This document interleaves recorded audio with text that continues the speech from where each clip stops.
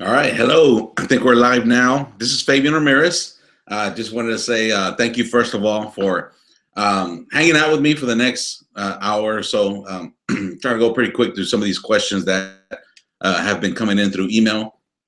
And so, if you still have questions that you'd like to submit to me so that I can answer, feel free to do so.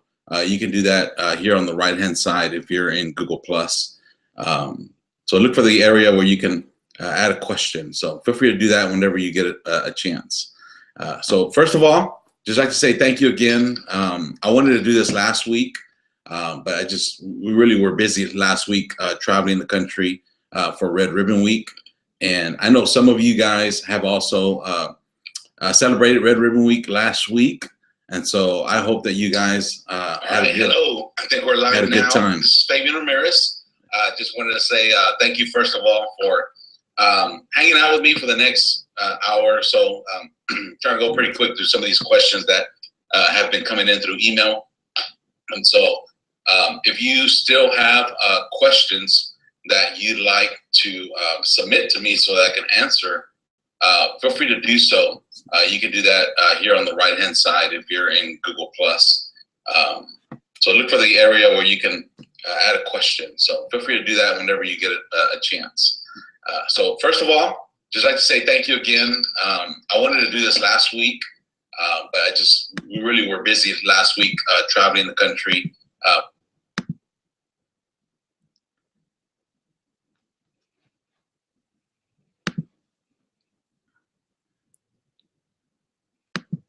All right, so we are back.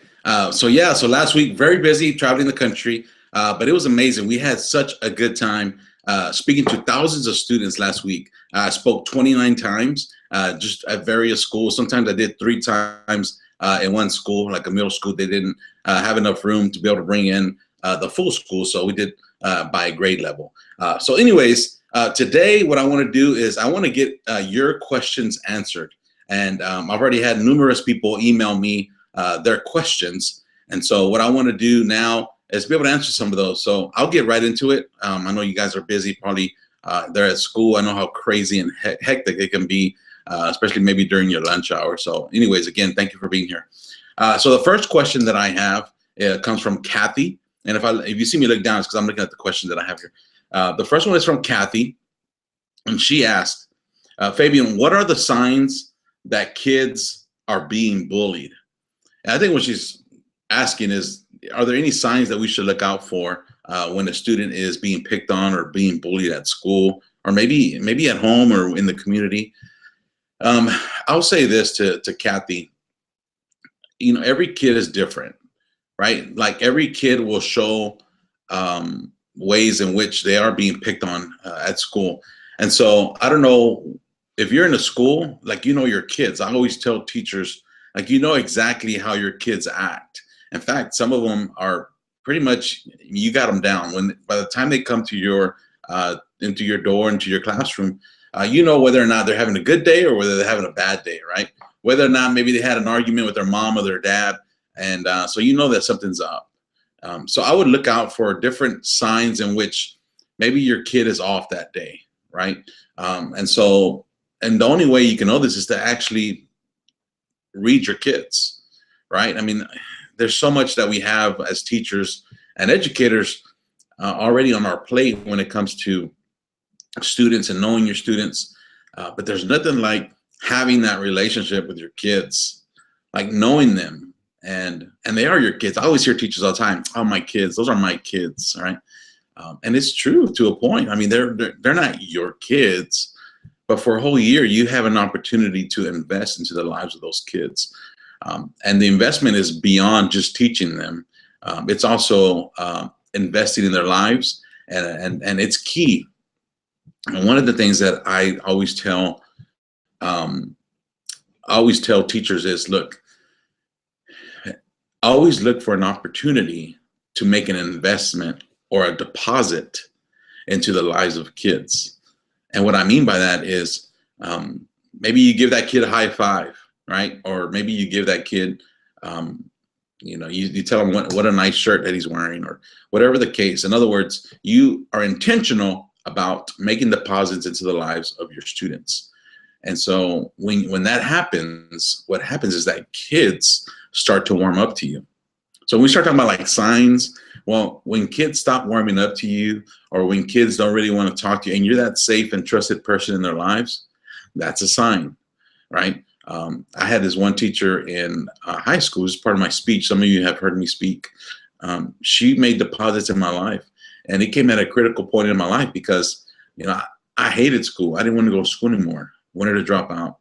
But yet this teacher took a time and made deposits in my life, gave me the high fives in the hallway, to a point where, like, I still remember going out of my way, going towards her classroom, going down the hallway where I didn't have classes that day. But I went down that hallway that day because I knew that I was going to see my teacher. Her name was Mrs. Bernstein. I was going to see her, and she was going to make some kind of a deposit in my life. And for somebody who's walking around hurting, getting picked on, that's huge. And she was also the person who was able to say some hard things to me. When I wanted to give up, she was able to get in my face, and I let her, right? I let her take a withdrawal, right? If there's enough in the emotional bank, right, making deposits into the lives of your kids, one day you'll be able to take a withdrawal. Okay, so when it comes down to signs, it's, if you don't have deposits in the lives of your kids, you're going to ask them, what's wrong? What's wrong today? Is something wrong? And they're going to say, I'm fine. I'm good. I'm okay. Right? They're not going to give you the answer that you need. Why? Because you haven't taken the time to make deposits in their lives. I know this. See, some kids who will have that open communication with you are those who already felt like you've already made some kind of investment in their lives. And it's so true. So I guess my challenge to you, back to you, Kathy, is to say, your kids, but also look for those opportunities to make deposits in their lives so that when something is up. And that way, when you ask them, they'll give you an answer. And I know sometimes it's hard to get kids to talk, right? Like it's hard to get them to engage or to share like their feelings or the emotions. And but you know what? There's other ways to do it. You can always use the rating scale, and this is an approach that I learned early on in working with teenagers, especially at-risk kids who don't really like to open up and share their emotions and their feelings. But I would ask, let's go around the circle. There's 10 in the room. So why don't we go around in the circle and let's all just real quick, let's rate our day. All right, on a scale of 1 to 10, 1 being, man, I've had the worst day of my life, to 10 being, man, I am on cloud 9. I'm having an amazing day. I love today. I've had a good day, right? Where are you on a scale of 1 to 10? So you go around the room, and maybe that's the way you open up with some of your students, right? If you see that something is wrong, you say, hey, on a scale of 1 to 10, how do you feel today? Or what's going on today in your life? That how would you rate it? And you'll be amazed. Anything below 5 is kind of like a yellow flag. Anything below a 3, I would say, is more like a red flag, right? It needs some serious attention. And so they'll say, yeah, today's a 3. So what happened today that you would rate your day a 3? And see if they open up that way, right? Or if it's a 7, like, oh, that's great. What would make it an 8 or 9? Right? And then let them open up with you that way. Those are just little ways in which I've been able to reach out to kids in that way. I will never forget this guy named Adrian. I'll never forget him. Adrian would show up to one of my youth groups, and he would show up in a trench coat, right? And his hair, he had bangs that he would put backwards. But for some reason, when he came to youth group, man, his bangs would cover his face like this. And he would put that, that hair gel that makes it nice and hard. So he would have his bangs coming down his face. So he would have to look through his bangs like that. I mean, it was really creepy at first. I was like, man, what's wrong with this guy, right? But as I got to know Adrian, and I was looking for ways to, again, make a deposit in their lives, I found little things that he enjoyed. And you know what I found? I found he enjoyed chess. He loved to play chess. His mom said, hey, he likes to play chess, but he really doesn't have a lot of people to play with. Well, turns out I'm a pretty decent chess player. So one day I said, hey, Adrian, why don't we sit down and let's play chess? Come on, man, I'll buy some pizza and some Cokes, and we'll play chess. Well, guess what, man? He was excited. He was just like he threw his bangs. What? That's crazy. I definitely will be there. And so I arranged a time and a place in public that we can go and play chess, and we did, and I probably did that. I probably did that like a dozen times, but I'll say little by little, Adrian started to open up to the point where trench coat came off, and he started styling his hair a little bit different. He didn't have the bangs going over his face. And here's what I'll say, because one of my questions here had to do with kids who are dealing with bullies all the time. Here's what I've learned about kids, and my friend Josh says this during one of his presentations. He says, what kids don't talk out, they act out. Okay, I'm gonna say that again. What kids don't talk out, they act out. And that's why it's important to get kids to talk. You got to get them to say something. Have that open communication. The minute you no longer have open communication with a student, you've lost in some way. And that's why you almost gotta. And some of these kids are hard to get through. I know. Like I trust me. Last week I was in the juvenile detention center speaking to kids in jumpsuits. I know some kids are hard to get to. That's why I always start off with comedy. Always start off every single presentation I've ever done in front of an audience of teenagers. I've started with comedy. That's my hook. I know that that's my way of, again, making a deposit in their lives for a little bit, just everybody's on the same page, because I know after that, I can say whatever I want, right? It's just saying the hard stuff, right? Before you say the hard stuff, you got to make sure you make the kids relax, right? It's like going deep. It's like surgery. Before you go to surgery, before you go under the knife, so to speak, what does the doctor do? And they give you anesthesia, right? They put you out, they help you to relax, and that way you don't feel the pain. And so what happens is that after that, they can go into surgery. They can go deep. Listen, before you go deep with students, you have to look for an opportunity to have that hook that win them over. I use comedy, but you can use a story.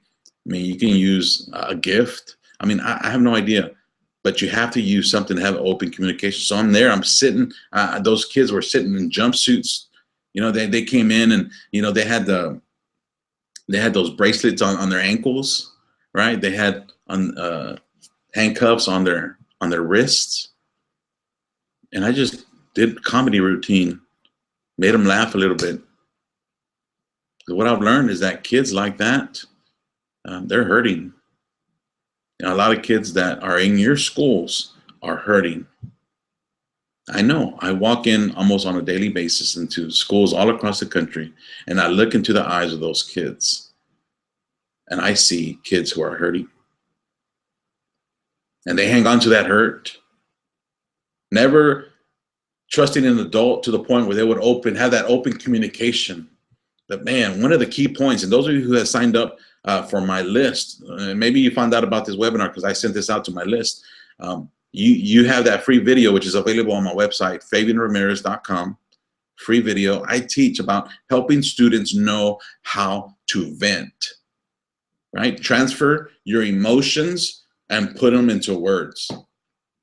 It's one of the healthiest things you can do for a kid is to show them how to vent, and not only show them how to vent, but put them through a venting process. Let them vent with you. Man, after my presentation, I sat down with some of those kids that were in the jumpsuits. And I know this is not where your kid's at, but you know what? Every district that I know has like an alternative school. Well, those kids are there as well. The next step for them is juvenile. That's the next step. So I'm sitting there with a couple of them. And when I get down to the root of the problem, I'm like, why are you here? Why are you in the jumpsuit? How come you're not in the middle school or the high school with all the other kids where you're supposed to be? What led you to the point where I'm sitting in front of you and you're wearing a jumpsuit and I'm not? And almost 100% of the time, the root was something that was hurtful in their lives that they never had an opportunity to talk about. Because I just asked them. They're like, man, well, my parents got divorced when I was in elementary school, and my dad left us, or my mom left us. I mean, very hurtful situations that kids have to the burden of carrying. And so I asked, how did that make you feel? Or how many times have you shared this with somebody? They're like, none. So you've never talked about your hurt with anybody that you trust. Interesting. Listen, educators, listen to me. What kids don't talk out, they act out. And that's so true. So these kids that I'm talking to, they acted out in some way or another. And now your kids at school, if they're picking on each other, a lot of times those kids who are the ones that we call, bullies on campus, man, those kids are the ones that are actually hurting. And you know what's weird is that sometimes I talk to those kids who, some schools are like, man, for some reason this kid, he keeps picking on other kids. And I'll talk to them, and they actually are the ones that feel like the victims. They actually feel like the victims. Isn't that crazy? They're the ones doing like the bullying on campus, but they're the ones that actually feel victims. You want to know why? Because they're hurting. They are victims. They're victimized in some way or another, but they're victimized in the past, right? They've just been having to carry that in their lives. And listen, this goes beyond racial barriers. It goes beyond poverty levels, right? We even see this in rich neighborhoods where kids, what they don't talk out, they act out. Let me tell you, they do. And you know what the majority of these kids that I'm talking about that act out, the majority of them were guys. They were male, right? That's why the Secret Service put out that survey that talked about all the school shooters that went onto campus. They did a very detailed report and an investigation into that. You know what they found? 71% of those kids, those school shooters, were bullied. 71% of them. And the majority of them were guys, right? What you don't talk out, you act out. And it's so true. So what I say is, man, help your students know how to vent, how to transfer their emotions and put them into words. And there's different ways to do it. You don't have to just do it through words. That's one of the easiest to kind of, man, let's get this going. Let's get this fast and let it go. You know what you should do? Man, here's what I would do. All right. Let's just say you're in homeroom class, right? You're middle school, you're high school, you guys are in homeroom. What I would do is let the kids walk in to a white sheet of paper. Let them have some markers and just ask them, you know what, draw a picture of how you feel today or this week. Or maybe how you're going, what your life looks like today. Why don't you go ahead and draw a picture?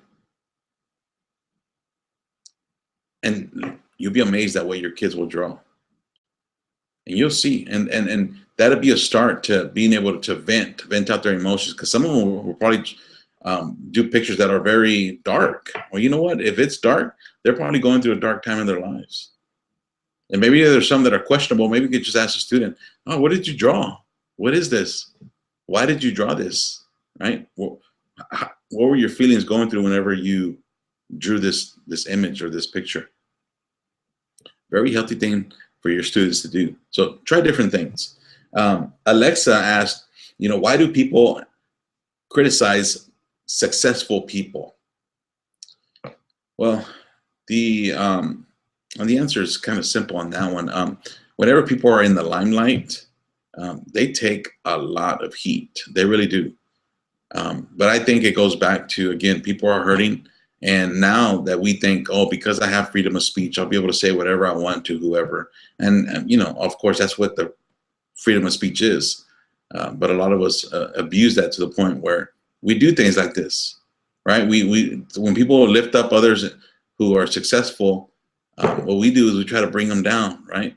We live in that kind of society where all we do is bring down people. Hey, I'm going to bring you down. I'm going to bring you down so that we can kind of, for a moment, we could be, excelled, right? We can feel like we're better than them.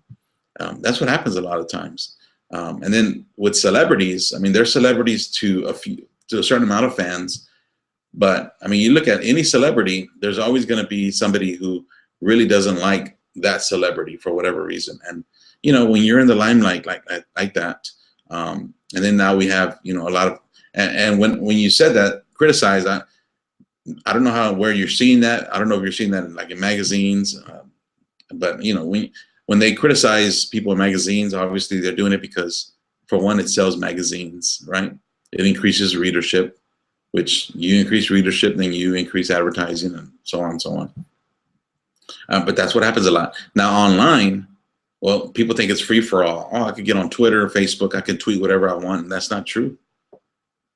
Every tweet that you do and put out turns into a web page, right? So you got to be careful what you post online, because it can all be tracked back to you. So let me ask a question from Simon. Asks, how do we make kids more resilient? And that's a good question, Simon. Resiliency is the end all. I mean, it's where I want kids to be. At the end of my presentation, my goal is that kids would have some tools in place, right? Some life skills or some things that they could do so that they can be resilient on campus. I'll call myself Biscuit in my presentation, and all the kids will know me as Biscuit by the time I finish. And they'll say, "Run, Biscuit." The reason why I make them even call me Biscuit is because, when growing up, it used to hurt my feelings when they used to call me Biscuit, right? But Biscuit doesn't mean the same thing it used to mean anymore. Biscuit means something different today. I've changed the meaning of what it is. And I show kids, look, I want you guys to call me Biscuit because I'm not that guy anymore. I'm not the guy that gets picked on anymore, right? I've been through it. It was hurtful, but you know what? Now I'm at a different place. So Run, Biscuit now means something different. It means somebody who I know who I am. I know where I stand. It doesn't matter what people say about me. Biscuit is successful now. And so they say, "Run, Biscuit." And I show them, look, I want you guys to also be resilient. Resiliency is taking something out of its normal state, taking it apart, and then putting it back together. That's what resiliency is, right? And so when you think about that for your kids, okay, when they're resilient, they show up on campus, someone calls them a name or does something bad towards them or picks on them. Okay, well, for a moment, they fall apart, right? But then they come back together. That's resiliency. And when kids aren't resilient, they fall apart and they stay apart. And now they're walking around hurting, going, "Man, someone just tore me up. Someone just tore me apart." But somebody who's resilient will say, "Man, someone said something about me, but you know what? That didn't faze me because I know who I am and I know where I stand. And I'm going to keep moving forward." And that's where we want to get our kids to be. Now, how do we get them to that point? I think that's the question that Simon is asking. How do you make kids more resilient? Well, you give them opportunities. There's nothing like being able to give a kid more confidence, right? So you give those students who typically are the ones that are always getting picked on, and you give them more opportunities and they'll have more confidence. Maybe you give an opportunity to be in front of their class, right? Or in front of the whole school. Maybe during the assembly, they get to do the introduction to a speaker or whatever the case, so that people start to see them differently than another. Probably give them opportunities, let them have that confidence to kind of, just let it get a little bit higher. And man, there's nothing like being able to show up on campus and your kids are confident in who they are. One assignment that maybe you can do with some of your students to kind of help with resiliency is help them to find 2 people on campus and let them go, and their assignment would be to go ask 2 people what people say about them, right? Like, go find 2 people and just say, "Hey, I want you to tell me exactly what do you see when you see me?" And these are people who are our friends, right? Of course, make it positive, right? And so that way, those students can always have that one positive tape in their mind to replay over and over, instead of the negative one, right? The negative one is someone called you a name. Well, guess what? Kids, man, they replay that in their mind all day long, even if it's something small. And us adults, what we do a lot of times is, we minimize when kids are getting picked on and called names. We do. We're like, that's nothing. What he said about you, that shouldn't even hurt you. But their perspective is their reality. What they're going through at that moment, it's like huge for them, right? See, for us, because we've already been out there, we've done more, we've gone, we've traveled, we've done all these experiences that help us to know that, but for these kids, man, all day long, all they do, they go home, they do homework, they come back to school, and maybe they do a couple things in the community, but this is their world, this is their life, this is what they can manage. And so when something seems like just falling apart, or they can no longer manage it, man, they're just like, my world is done. So we need to be sure to help them replay those tapes, because right now they're playing negative tapes, right? Someone calls you a name, man, all day long they're thinking about whatever it is that they were called that day. But we want to help them so that when they have a positive tape to play, what it does is it re-records over whatever negative that's being played, and they say to themselves, I'm not those things, because I have friends who have told me what I really am, what I truly am, right? So those are ways in which you can increase resiliency with your kids. Different assignments like that you can do. So that's a good question, Simon. I had a student, and I'm going to keep her anonymous, because I don't know if her teachers are going to be on here, but because this is her question. She asked, what if my teacher is the bully? I was like, whoa, that's a great question. And I'm going to combine this with another question that I had from a guy named Mark. And Mark asked, what is the line between teasing and bullying? And this is great, because I often get asked that question, like, hey, what's the definition of bullying? In fact, in all the presentations that I've ever done, I've only had one in which a teacher came up to me and said, I was unsatisfied with that presentation. I was like, really? Okay, which part? Or she was like, well, you never gave me the definition of bullying. I was like, okay. No, I totally understand that. I respect that. But I don't give the definition during my presentation, right? Like, I don't use a PowerPoint. I just bottle water and a microphone, and I'm ready to go. And the reason why is because I show them bullying. I do storytelling, and I show them different ways in which kids pick on and bully each other. And so I don't give a definition, because I don't put it in the box. See, I think a lot of times we want to do that, right? What's the definition of bullying? Oh, it's an imbalance of power between, two parties, and one picks on the other, and this one no longer has power, and this one's overcoming. And I'm like, guys, I'm very practical. I like to bring it down to a level where students can implement and do it right away. Whatever it is that I teach them, they can be able to implement it right away. If I make it complicated for students, they're not going to move. They're not going to do anything. They don't take action, right? And so our job, our role is to make it as easy as possible for students to take action, especially when they get picked on. And so back to the question, and this goes back to anything, like even in business and marketing, right? A confused buyer will never buy, right? So your kids, like a confused student who doesn't know how to report or doesn't know how to manage their emotions, and don't, when it comes to bullying, they don't take action. In fact, the action they take is what they don't talk out, they act out. They act out in their own way. However it is they act out, right? They're going to do it. And so here's the practical approach that I take when it comes to bullying and finding that fine line between teasing and bullying. Here's what I tell kids flat out, very simple. The minute that you no longer feel safe at school, that's a problem. You need to tell somebody. And kids know. I mean, only they know. And everybody's tolerance is different, right? But I tell kids, look, the minute you don't feel safe at school anymore, you need to tell somebody. You need to tell an adult, principal. You need to tell a resource officer on campus that you no longer feel safe, and they can just let them start with that. Hey, I just wanted to pull you aside and let you know that when I'm on campus, I don't feel safe here on campus. And let them start the conversation about why they don't feel safe. See,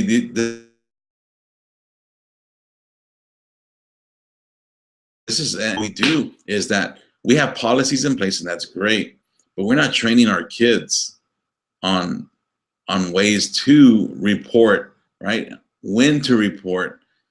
You can't report every little thing, right? Report crimes. Like if a crime has happened against them, man, they need to report that right away. But if they report he mentioned teasing, and see what happens is if they report teasing, right? Miss, this person teased me. Okay, well, there's only so much you can do as an adult. Let's just say you're the teacher. There's only so much you can do, right? You can tell them, hey, treat each other good and nice with respect. But as far as like taking action against that person, there's only so much you can do, because really there's no law in place that says you can't be mean to somebody else, right? You cannot punish behavior, right? For if I'm mean to somebody, you cannot punish me for being mean. I'm just a mean person, right? And so it's hard to tell kids to report people just being mean, because then the more they do that and you don't take action against that person, then what happens is they feel like they don't have your support. And so that's why I'm like, okay, don't tell kids just to report every little thing, because they're going to walk away going, man, first of all, my teacher hates me, right? Or my school doesn't do anything about me getting picked on. And that's where you see kids run home to their parents and tell the parents, I've already told them, right? They're not doing anything about it. And the parents get angry. Parents show up. How can we not do anything about my kid being picked on at school? They're being mean to them. Well, you're going to have to say to them as well, I can't punish people for being mean, right? But we do want to train people to be nice and respectful, right? We give them opportunities to do that. And so give them different ways in which they can do that. So I tell kids, look, the minute you don't feel safe at school, you need to report that. You need to tell somebody, because you're going to show up on campus and you don't feel safe. It's going to be hard for you to focus. And when you can't focus, it's hard for you to learn. So again, back to the first one from Kathy, what are signs that kids are being bullied? Well, a sign that they're being bullied and they're not talking about it, right? They're not carrying a conversation with a trusted adult, is that they no longer want to go to school, right? We've seen that. Absentee by student so-and-so has increased, in the last 2 weeks. Well, we know that's a yellow flag, right? For some, it's a red flag, like what's going on either at home or what's going on here at school, that they're having to skip, right? To miss school a lot. They need to be in class. Well, that's a sign.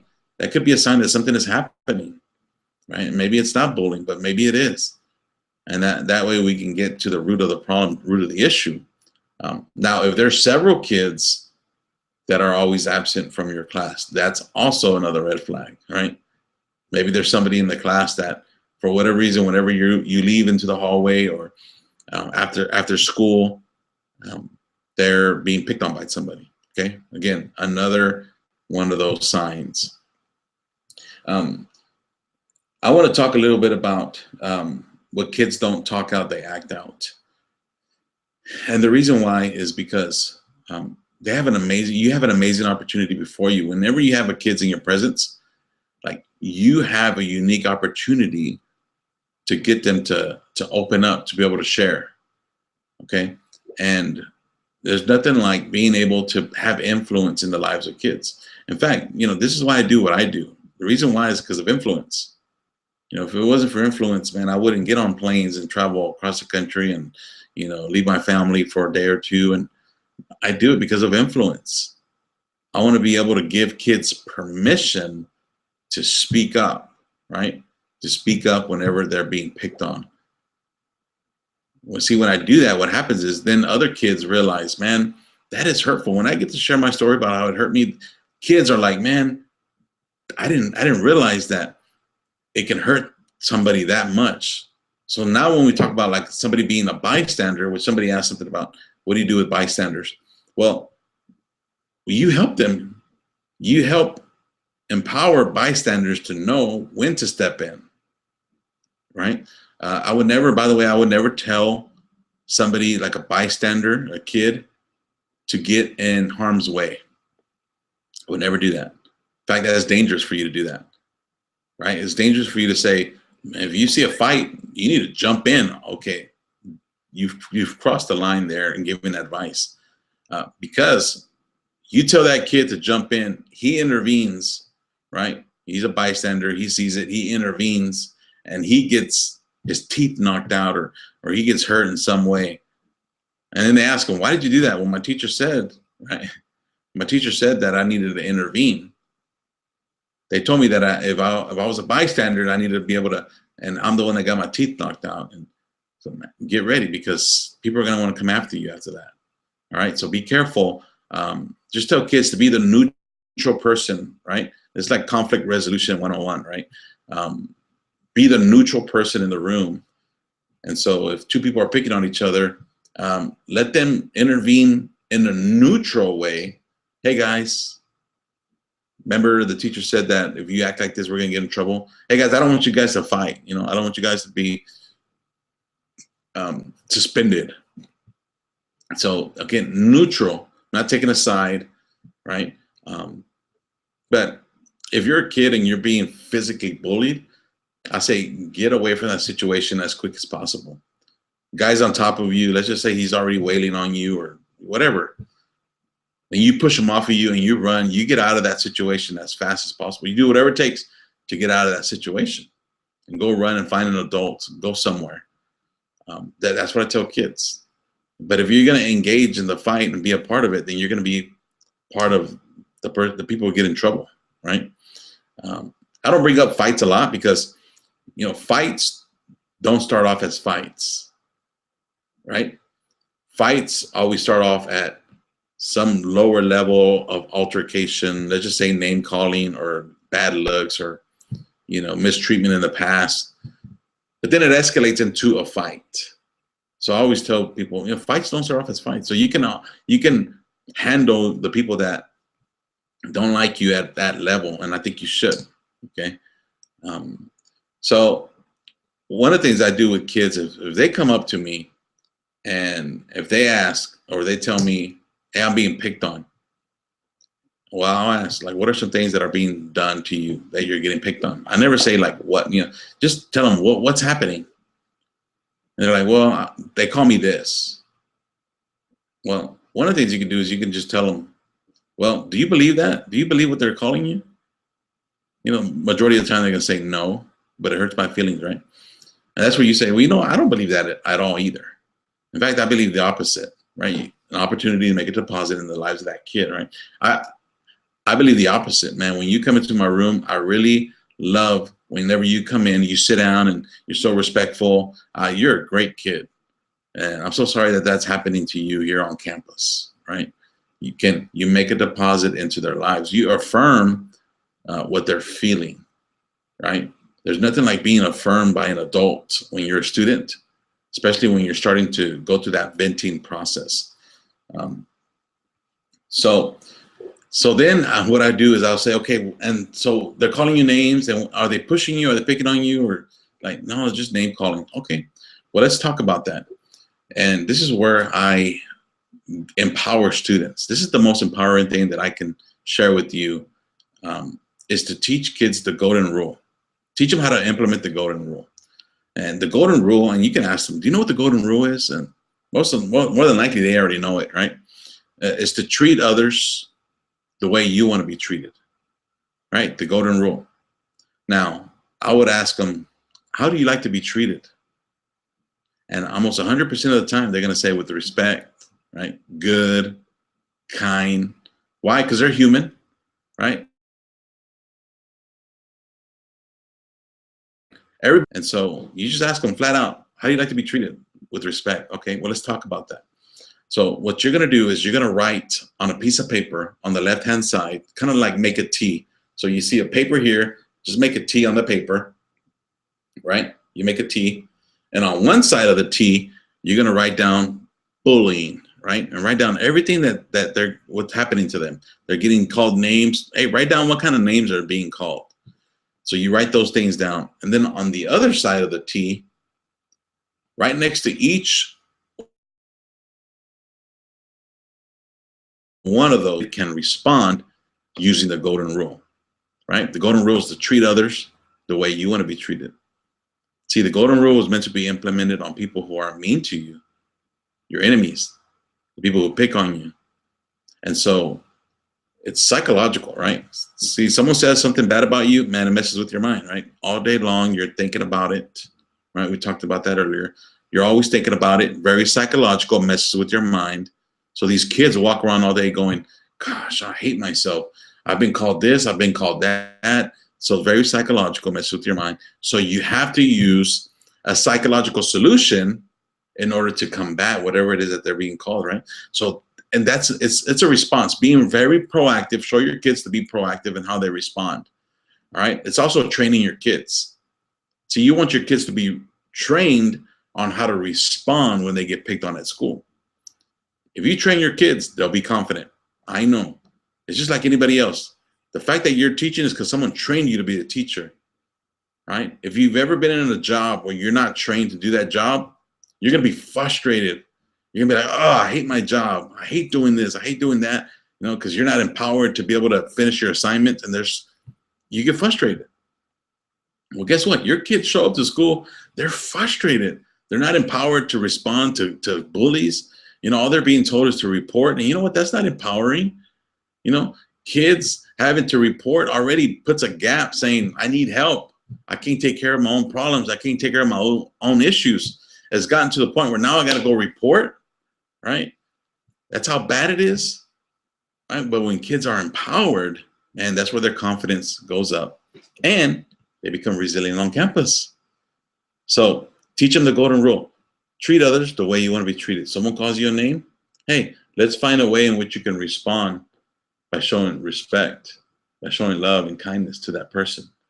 Sounds weird, and your kids are going to be like, why am I going to do that? Why am I going to respond with love when someone is being hateful towards me? Well, because love is greater than hate, right? Love conquers all. In fact, Dr. Martin Luther King said that love is the greatest force you will ever use to overcome an enemy and actually make them a friend. It's love. You see, growing up, you know what I was taught? And I wasn't taught this by my parents, but I was taught by my community, by the people around me, my peers. You know what they would say? Hey, man, if someone hits you, man, hit them back. Man, don't let them mess with you like that. Man, someone punches you, man, punch them back, man. They'll leave you alone, right? They'll stop picking on you, man. I'm like, okay, I would never tell a kid to fight back, right? That could be the day they get their teeth knocked out. I have no idea. And it doesn't solve the problem, right? It doesn't solve the issue. The issue really is that person who hit them is hurting. They're hurting to the point where that's the way that they resolve conflict. They end a conflict, you know what? I don't even want to deal with you. I'm just going to fight you. Well, that's no way to resolve conflict, right? Right? Hate only makes more hate, right? Violence causes more violence. And it does. Right? It's an eye for an eye approach. I don't teach kids that. Right? Mahatma Gandhi said that an eye for an eye will make the whole world blind. You definitely don't want to teach your kids to fight whenever they're getting hit. It could be dangerous for them, okay? So what I want you to do is teach them how to respond using love and kindness. See, what happens is it's hard to be mean to someone who's nice to you. It's very difficult. So it's hard to be mean to someone who's always nice to you. So you come at me and you're mean to me, then I respond by being love and kind to you.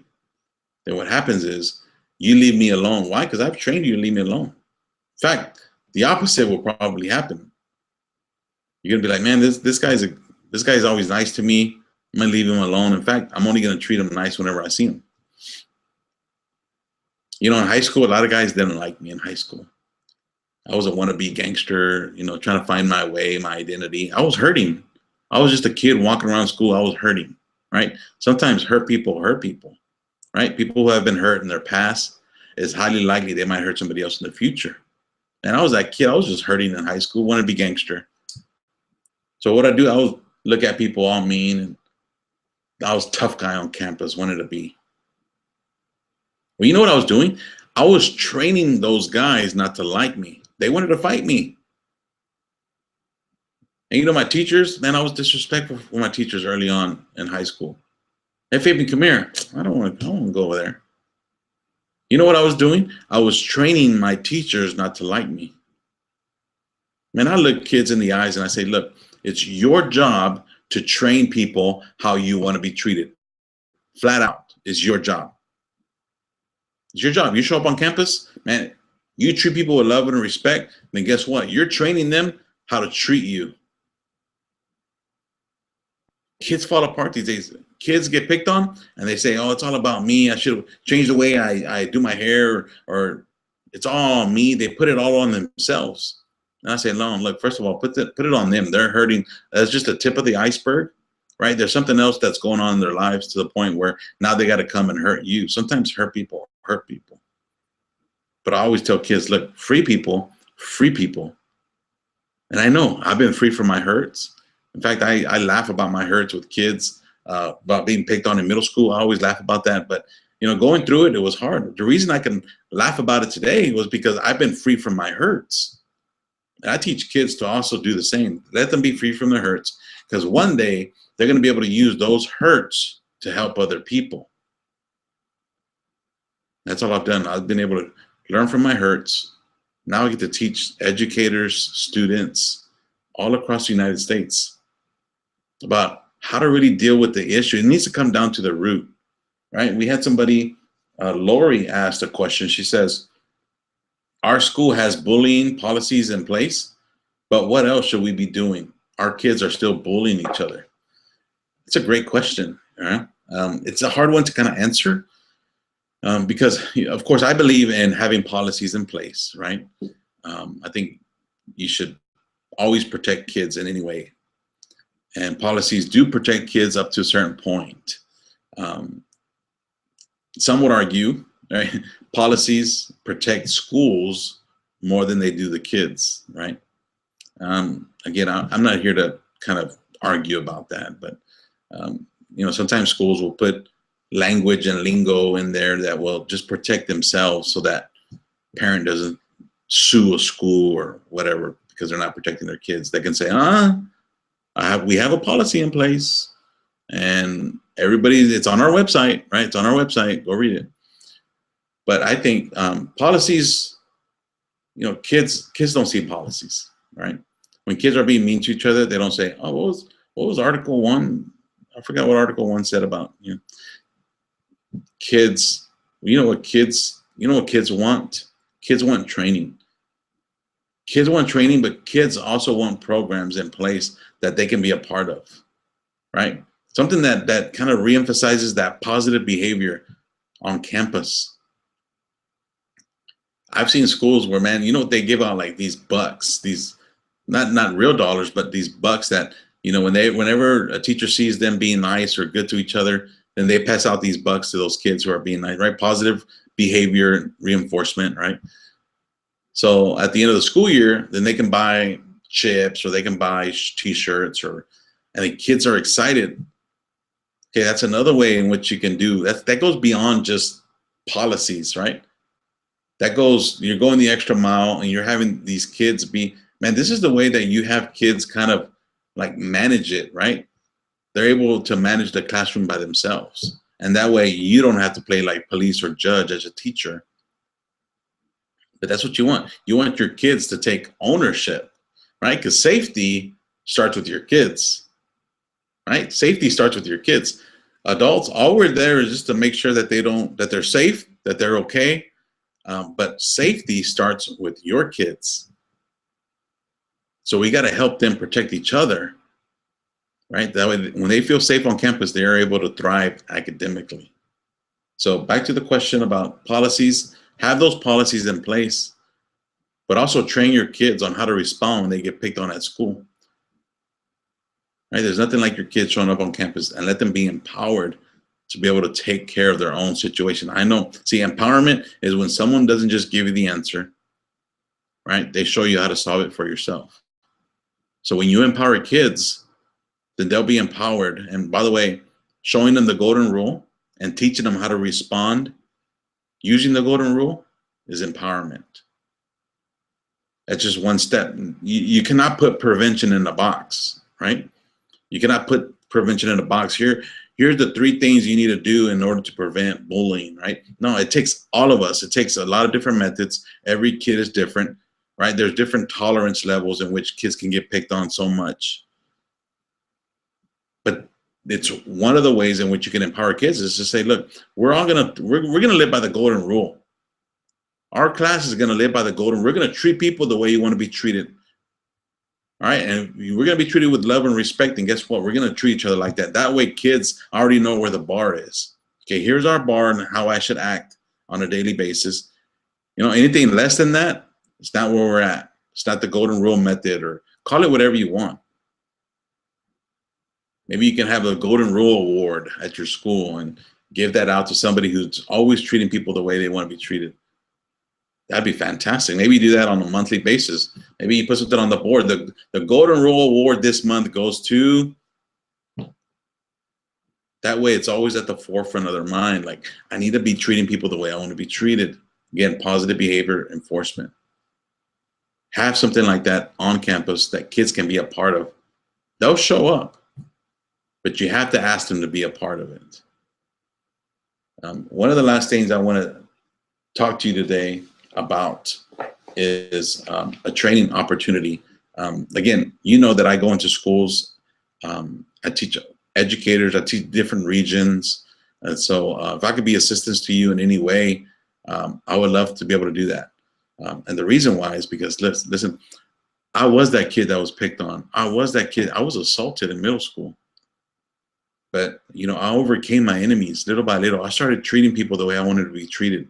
Even my teachers. It got to the point where I became a yes guy. Miss, is there anything I can do for you? The answer is yes. All right, you can count on me. Became a leader on campus. To the point where, in high school, they not only nominated me, but I was the prom king of my high school, right? Went from being bullied to being the prom king of my high school. Big 5A school in Houston, Texas. And I attribute that because when I showed up on campus, man, I treated people the way I wanted to be treated. The minute your kids do that on campus, they become leaders on campus.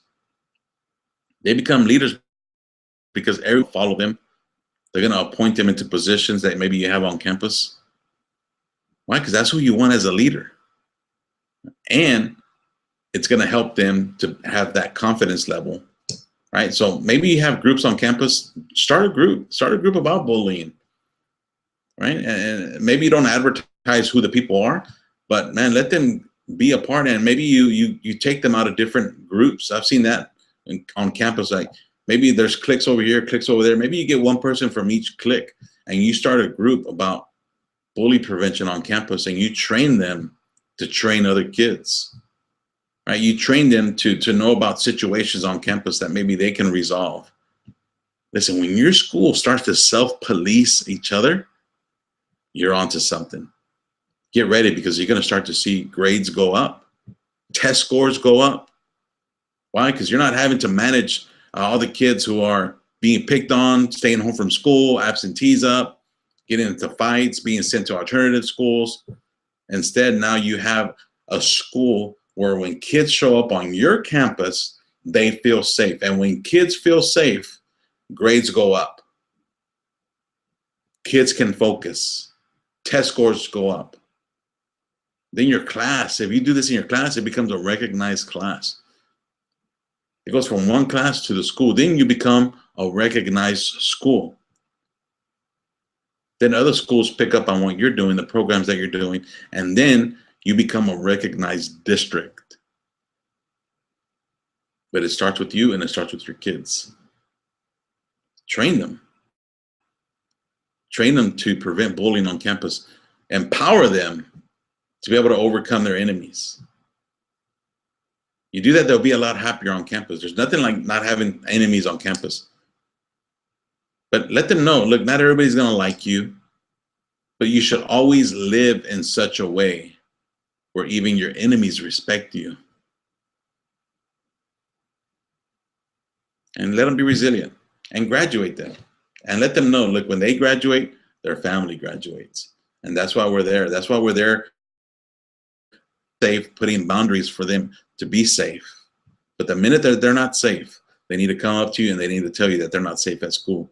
And you need to find whatever resource possible to be able to help them. And they need to feel that help.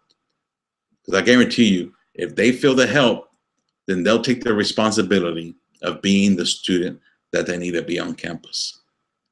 I wanted to give a huge thank you from the bottom of my heart to all the schools who have purchased my bully prevention series and also my Red Ribbon Week series.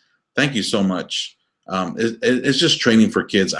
I know I cannot go into every school in America. It's just, I can't do it, especially like for Red Ribbon Week. I mean, I did 29 presentations. I lost my voice. That's why I created a training series for that. My new series, as you know, is the bully prevention. In fact, I have one here. See, this is the bully prevention series called Everyone Matters. I really want kids to walk around, and if they see that everyone matters, they'll treat them like they matter. And so this takes kids on a journey. Bullying is psychological is the first one. Cyberbullying, I teach on that and I train on that. The golden rule, I show them how to implement it. I even talk outside of a fridge so your kids know it. I talk about emotional intelligence. You know, I teach them how to really focus in and take inventory of where they're at emotionally. Then I teach them about being resilient, right? Which is the question that Simon had earlier. Why teach kids how to be resilient on campus? And so if you're interested in that, what I've been doing is I've been doubling every order that has come in during the launch. It's been amazing. Thank you guys for being a part. In fact, tomorrow I'm gonna close down the cart. And so if you want a copy of this, go to bullyingpreventionvideos.com. If you receive the link today, I'm gonna send you a link tomorrow. But I am gonna close cart. So if you want it in 2014, grab your copy, and I'm gonna double your order. Okay, I've been doubling everybody's order. People, one guy called, hey, I received 2 copies. I'm like, yeah, you can have the second one. It's on me. I just want to celebrate. I want to pass it to somebody who maybe another school, but I want to make sure that your kids are trained in some way. Again, you cannot put prevention in a box, right? You cannot. I know that. However, it takes all of us to help those kids. It could be one kid in your school. I have no idea, but it could be several. But we need to train those kids to no longer be victims on campus and help them to feel safe so that they can thrive academically. Guys, it's been an honor and a privilege. Thanks for hanging out with me today. Hopefully I got through some of those questions. I'll look through more. If I do have plenty more, what I'll do is I'll just do another hangout, right? Or I'll just create a video and I'll let you see it. So again, thank you so much for your time. Have a wonderful rest of the semester, and look out for my email tomorrow, and I'll double your order when you purchase. So thank you so much. Fabian Ramirez signing off.